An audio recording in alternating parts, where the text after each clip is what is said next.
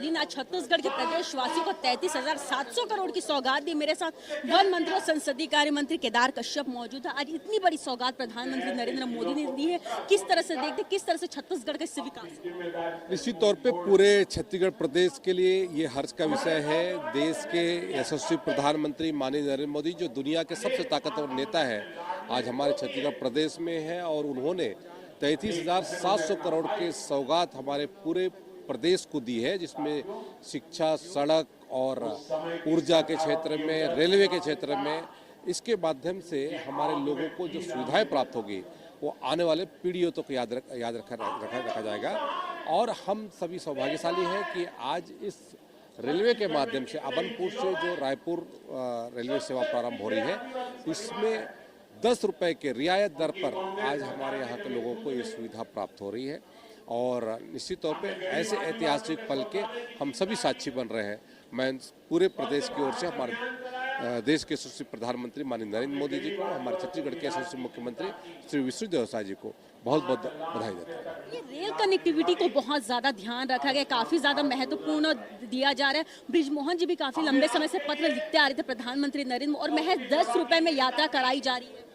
बिल्कुल, हम बड़ा आश्चर्य लगता है कि 10 रुपये में रायपुर तक की जो रेल सेवा है ये दी जा रही है। और निश्चित तौर पे हमारे माननीय मुख्यमंत्री, हमारे जनप्रतिनिधियों की सबकी जो कोशिश रही है, उस कोशिश का ये परिणाम है और उस परिणाम को फलीभूत होते हुए देख रहे हैं। हम चाहेंगे कि और भी जो रेल के सेवा में, कनेक्टिविटी के क्षेत्र में हमारा ये छत्तीसगढ़ और आगे बढ़ेगा। माननीय नरेंद्र मोदी जी का ये संकल्प ही है। अंतिम सवाल लेना चाहूंगी, रेलवे पे तो ध्यान दिया ही गया, लेकिन सबसे बड़ी समस्या आती है कि रेलवे का जो मेंटेनेंस नहीं हो पाता, उसको ध्यान में रखा नहीं जा सकता कि कुछ दिन बाद जो है बंद हो जाती है। और जैसे कि आप लोग इस विस्तार करने की भी बात करें आगे रेल कनेक्टिविटी, तो किस तरह से आप लोग मेंटेन करें?